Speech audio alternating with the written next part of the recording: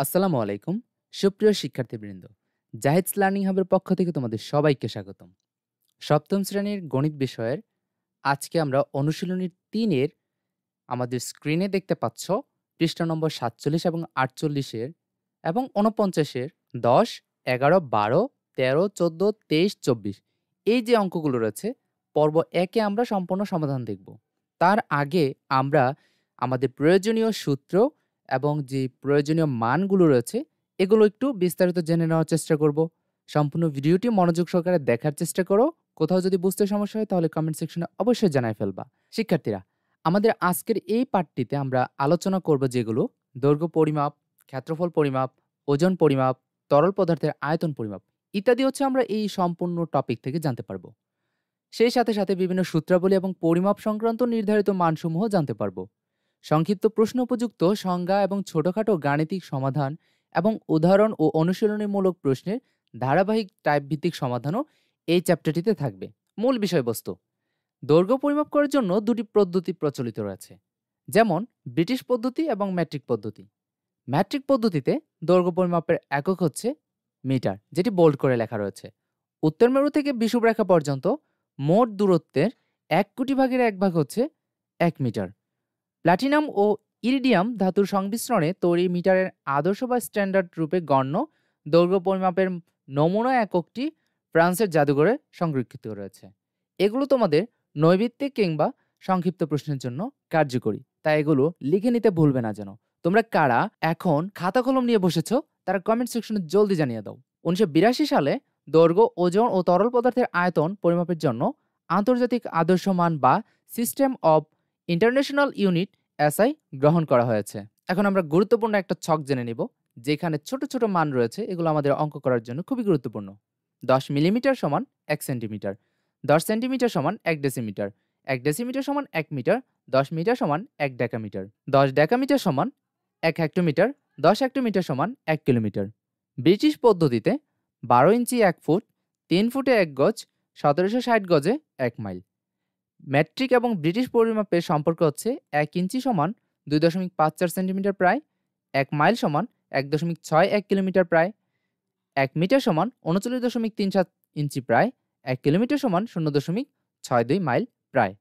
এই তো গেল আমাদের ম্যাট্রিক এবং ব্রিটিশের সম্পর্ক। এখন আমরা কিছু গুরুত্বপূর্ণ কথা তোমাদের সাথে শেয়ার করছি। টাইপ 1 যেহেতু আজকে আমরা সমাধান করছি, তাই এখানে আমরা ক্ষেত্রফল এবং পরিমাপ সংক্রান্ত যে সমস্ত গণিত বইয়ে উদাহরণ এবং অনুশীলনী সমাধান রয়েছে বা প্রশ্ন রয়েছে, এগুলো আমরা সমাধান করব প্রথমত সূত্রাবলী দেখার পর। যেহেতু এই চ্যাপ্টারটি সূত্র নির্ভর, তাই আমাদেরকে গুরুত্বপূর্ণ কিছু সূত্র জেনে নিতে হবে। আয়তক্ষেত্রের ক্ষেত্রফল সমান দৈর্ঘ্য গুণ প্রস্থ, যেটি আমরা আমাদের ছোটবেলা থেকে অর্থাৎ চতুর্থ থেকে শুরু করে ষষ্ঠ শ্রেণী পর্যন্ত এই ধরনের অঙ্ক আমরা প্রায়শই করে আসছি, তাই এই সূত্রটি আমাদের কাছে অনেক পরিচিত। সামান্তরিকের ক্ষেত্রফল সমান ভূমি গুণ উচ্চতা এবং ত্রিভুজের ক্ষেত্রফল সমান হাফ ইন্টু ভূমি গুণ উচ্চতা, এবং এগুলো সবগুলোর হচ্ছে বর্গ একক রয়েছে, তাই এগুলো তোমরা লিখে নেবে। তোমরা কারা কারা এই পর্যন্ত লেখা স্টার্ট করে দিয়েছো কমেন্ট সেকশনে জানিয়ে ফেলো। এখন তোমরা স্ক্রিনে দেখতে পাচ্ছ ক্ষেত্রফল পরিমাপের ম্যাট্রিক ও ব্রিটিশ পদ্ধতির সম্পর্ক। ব্রিটিশ পদ্ধতিতে 1 বর্গ ইঞ্চি সমান হচ্ছে 6.45 বর্গ সেন্টিমিটার প্রায়, 1 বর্গ ফুট সমান হচ্ছে 929 বর্গ সেন্টিমিটার প্রায়, 1 বর্গ গজ সমান হচ্ছে 0.84 বর্গ মিটার প্রায়। স্থানীয় পদ্ধতিতে ম্যাট্রিক পদ্ধতি রয়েছে, যেটি 1 বর্গ সেন্টিমিটারে 0.155 বর্গ ইঞ্চি প্রায়, 1 বর্গ মিটারে 10.76 বর্গফুট প্রায়, 1 হেক্টর সমান হচ্ছে 2.47 একর প্রায়। শিক্ষার্থীরা, গুরুত্বপূর্ণ সকল ইনফরমেশন তোমরা এই পর্যায়ে জেনে ফেলেছ। এখন আমরা সরাসরি প্রশ্ন চলে যাব, কোনো কথা নয়। এ পর্যায়ে তোমাদেরকে আমরা প্রশ্নটি আরও একবার স্মরণ করে দিতে চাই যে আমরা আজকের টপিকটিতে কোন কোন প্রশ্ন সমাধান করব। যেখানে পৃষ্ঠা নম্বর 47-এ 10, 11, 12 রয়েছে এবং 48 ও 49 পৃষ্ঠার মধ্যে যথাক্রমে 13, 14, 23, 24 প্রশ্ন রয়েছে। আজকে এই ভিডিও জুড়ে এই প্রশ্নের সমাধান থাকছে, তাই মনোযোগ সহকারে এখনই স্টার্ট করো। 10 নম্বর প্রশ্ন দিয়ে আজকে সমাধান ক্লাসটি শুরু হচ্ছে। 10 নম্বর প্রশ্ন বলেছে, নিচে কয়েকটি ত্রিভুজাকার ক্ষেত্রের ভূমি ও উচ্চতা দেওয়া হয়েছে। ত্রিভুজাকার ক্ষেত্রে ক্ষেত্রফল নির্ণয় করতে বলেছে। তাহলে আমাদেরকে এখানে ত্রিভুজাকার ক্ষেত্রে ক্ষেত্রফল নির্ণয়ের সূত্রটি অ্যাপ্লাই করতে হবে। তো সেই সাথে সর্বপ্রথম তোমাকে প্রশ্নে উল্লেখিত মানগুলো লিখে নিতে হবে।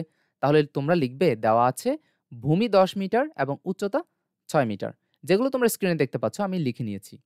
এবং সেই সাথে তোমরা স্ক্রিনে সূত্রটিও দেখতে পাচ্ছ, যেখানে আমরা লিখেছি আমরা জানি ত্রিভুজাকার ক্ষেত্রের ক্ষেত্রফল সমান, জায়গা না থাকার কারণে আমি নিচে লিখেছি, তোমরা চাইলে পাশাপাশিও লিখতে পারো, হাফ ইন্টু ভূমি গুণ উচ্চতা, যেটি রয়েছে বর্গ এককে। তাই তোমরা হাফ ইন্টু ভূমি এবং উচ্চতার মানটি যথাক্রমে 10 ইন্টু 6 আকারে লিখেছ। এখন তোমাদেরকে একটি বিষয় জানিয়ে রাখতে চাই, এই যে হাফ অর্থাৎ 2 ভাগের 1 যে সংখ্যাটি দেখতে পাচ্ছ, এটি মূলত একটি ভগ্নাংশ, সাথে হচ্ছে 10 গুণন 6 এইভাবে রয়েছে। তো তুমি 2 দিয়ে হচ্ছে যদি 10কে ভাগ করো তাহলে 5 পাও। 5 আর 6 যদি একসাথে গুণ করে দাও তাহলে কিন্তু 30 বর্গমিটার পেয়ে যাও। আশা করছি তোমরা ক্যালকুলেশনটি বুঝতে পেরেছ এবং তোমরা কারা এই অঙ্কটি সমাধান খাতায় লিখেছ কমেন্ট সেকশনে জানিয়ে দাও। খ নম্বরও ঠিক একই জিনিস আমাদেরকে বের করতে হবে। তবে এখানে দেওয়া রয়েছে ভূমি 25 সেন্টিমিটার, উচ্চতা 14 সেন্টিমিটার। আগের অঙ্কটিতে আমরা একক পেয়েছিলাম মিটার, এখন পাচ্ছি সেন্টিমিটার। পার্থক্য শুধু এতটুকুই, আর কিছুই না। আর সম্পূর্ণ সবকিছুই আগের মতো। তাহলে আমরা লিখব আমরা জানি ত্রিভুজাকার ক্ষেত্রের ক্ষেত্রফল সমান হচ্ছে হাফ ইন্টু ভূমি গুণ উচ্চতা, যেখানে বর্গ একক লিখতেই হবে।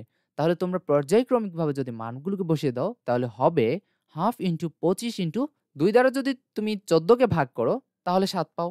সাথে সাথে যদি 25 গুণ করো তাহলে 175 বর্গ সেন্টিমিটার পেয়ে যাও। আশা করছি তোমরা এই দুটো অঙ্ক খুব সহজে বুঝতে পেরেছ।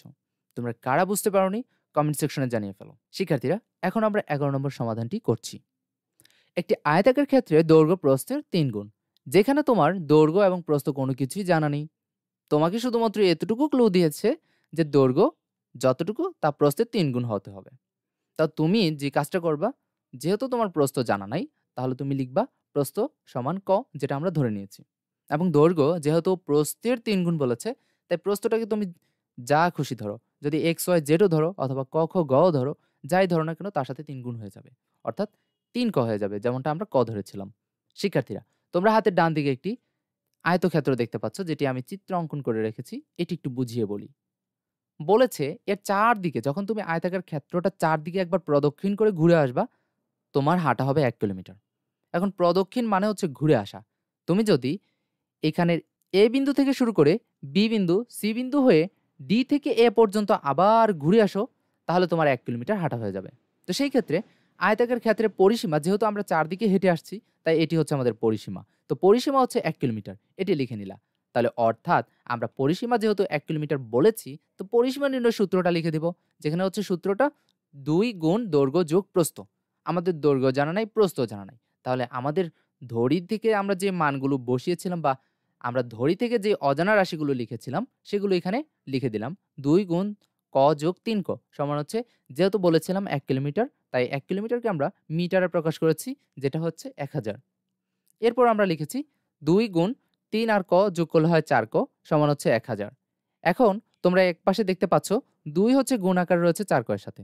আমরা যদি 2কে হাতের ডান পাশে পাঠিয়ে দেই তাহলে 1000 এর সাথে সেটি কিন্তু ভাগে রূপান্তরিত হয়ে যায়। তাহলে সেটি হয়ে গেছে 4 ক সমান 1000 ভাগ 2। এবার 4 ক সমান হচ্ছে 500। তো 4 হচ্ছে ক এর সাথে গুণ আকারে রয়েছে।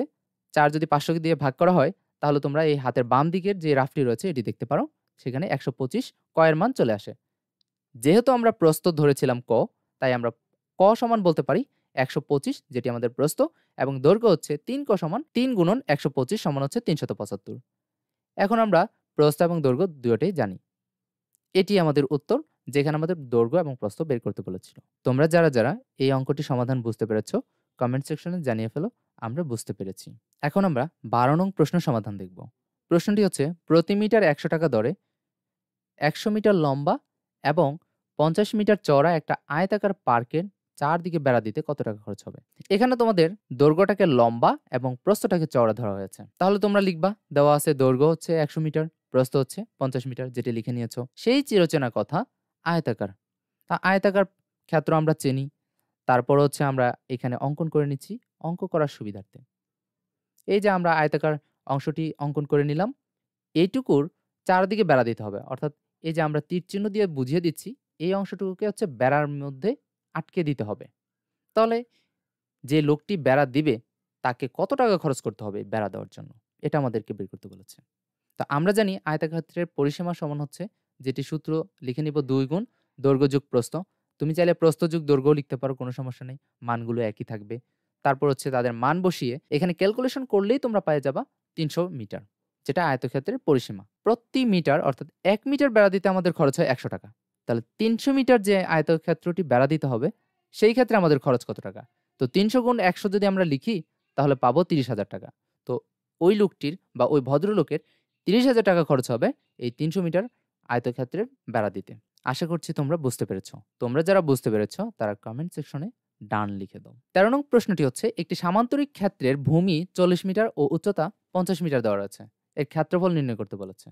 তো তোমরা বরাবরের মতোই দেওয়া আছে যে মানগুলো বা ইনফরমেশনগুলো লিখে নিবে। ভূমি সমান ৪০ মিটার, উচ্চতা হচ্ছে ৫০ মিটার। তো আমরা জানি সামান্তরিকের ক্ষেত্রফল সমান ভূমি গুণ উচ্চতা, যার বর্গ এককে লিখতে হবে। তো ভূমি হচ্ছে আমাদের ৪০ এবং উচ্চতা হচ্ছে ৫০, তাহলে এখানে লিখবা দুইটার গুণফল হবে ২০০০ বর্গমিটার। ইহাই আমাদের সামান্তরিকের ক্ষেত্রফল। ১৪ নম্বর অঙ্কটি হচ্ছে একটি ঘনকের এক ধারের দৈর্ঘ্য ৪ মিটার। ঘনকটির ক্ষেত্রফল নির্ণয় করতে হবে সমগ্র তলের। তো আমরা হাতের বাম দিকে একটি চিত্র অঙ্কন করেছি ঘনকের। এই ঘনকের একটি ধার, অর্থাৎ তোমরা দেখতে পাচ্ছ একটি অংশের বা একটি রেখার যদি মান বলি তাহলে সেটি হচ্ছে ৪। তো ঘনকটির টোটাল ৬টি তল রয়েছে আমরা জানি। তো ৬টি তলের জন্য এই পুরো সমগ্র তলের ক্ষেত্রফল কত এটি বের করতে হবে। দেওয়া আছে ঘনকের এক ধারের দৈর্ঘ্য ৪ মিটার, এটি লিখেছ। আমরা জানি ঘনকের ক্ষেত্রফল বা সমগ্র তলের ক্ষেত্রফল সমান ৬ গুণ দৈর্ঘ্য হোল স্কয়ার। এখন তোমরা ৬ এর সাথে দৈর্ঘ্যের যে মানটি রয়েছে এটি হোল স্কয়ার দিয়ে গুণ করে ক্যালকুলেশন করে পাবে হচ্ছে ৯৬ বর্গমিটার। ইহাই হচ্ছে তোমার ঘনকটির সমগ্র তলের ক্ষেত্রফল। তোমরা যারা বুঝতে পেরেছ তারা কমেন্ট সেকশনে ডান লিখে জানিয়ে দাও। শিক্ষার্থীরা, একটি গুরুত্বপূর্ণ প্রশ্ন তোমাদের সাথে শেয়ার করছি। এই প্রশ্নটি বরাবরই পরীক্ষাতে থেকে থাকে, তাই প্রশ্নটি মনোযোগ সহকারে বোঝার চেষ্টা করো। কোথাও যদি বুঝতে সমস্যা হয় তাহলে কমেন্ট সেকশনে জানায় ফেলো। প্রশ্ন নম্বর ২৩। একটা আয়তাকার বাগানের দৈর্ঘ্য ও প্রস্থ যথাক্রমে ৬০ মিটার ও ৪০ মিটার দেওয়া রয়েছে। এর ভিতরে চতুর্দিকে ২ মিটার চওড়া একটি রাস্তা রয়েছে। রাস্তাটির ক্ষেত্রফল নির্ণয় করো। এখানে তোমাদের একটি বিষয় উল্লেখ করে দিই যে চিত্রটির মাধ্যমে তোমরা এই অঙ্কটি শুরু করবে। চিত্রের মধ্যে তোমরা দেখতে পাচ্ছ যে আমরা কালো অংশ দ্বারা যে অংশটুকুকে আবদ্ধ করেছি এটি মূলত হচ্ছে বাগান, এবং উপরে যে অংশটুকু কালার করা সেটি হচ্ছে তোমাদের বাগান রাস্তা সহ, অর্থাৎ এইটুকুর মধ্যে ২ মিটার রাস্তা রয়েছে। তাহলে এখানে ২ মিটার আমরা লিখে দিচ্ছি, ২ মিটার করে চারদিকে রাস্তা রয়েছে। তো দেওয়া আছে বাগানের দৈর্ঘ্য ৬০ মিটার এবং প্রস্থ হচ্ছে ৪০ মিটার। এই দুটো অংশকে ব্যবহার করে তোমরা রাস্তা সহ বাগানের ক্ষেত্রফল বের করতে পারবা, এবং তোমাদেরকে রাস্তা সহ বাগানের ক্ষেত্রফল এবং রাস্তা বাদে বাগানের ক্ষেত্রফল বের করে তারপরে হচ্ছে রাস্তাটির ক্ষেত্রফল নির্ণয় করতে হবে। তো সেই ক্ষেত্রে তোমরা লিখে নিবা দেওয়া আছে বাগানের দৈর্ঘ্য ৬০ মিটার, প্রস্থ ৪০ মিটার। রাস্তা সহ বাগানের ক্ষেত্রফল সমান দৈর্ঘ্য গুণ প্রস্থ, যেটি আয়তক্ষেত্রের সূত্র দিয়েই করা যাবে। তো আমরা এখানে মানগুলো বসিয়ে ২৪০০ বর্গমিটার পেয়েছি। এখন রাস্তা বাদে বাগানের দৈর্ঘ্য বের করতে হবে। যেহেতু উভয় পাশে অর্থাৎ দুপাশে হচ্ছে দৈর্ঘ্য, দুই পাশে হচ্ছে প্রস্থ রয়েছে, তাই আমরা ২ দিয়ে আমাদের যে যতটুকু রাস্তার মাপ দেওয়া রয়েছে অর্থাৎ রাস্তাটুকু যতটুকু প্রশস্ত এই মান দিয়ে গুণ করব। যেখানে আমরা লিখেছি ৬০ বিয়োগ ২ গুণন ২, অর্থাৎ ৬০ থেকে ৪ বিয়োগ করলে ৫৬ মিটার পেয়ে যাব। এরপর হচ্ছে রাস্তা বাদে বাগানের প্রস্থ বের করব।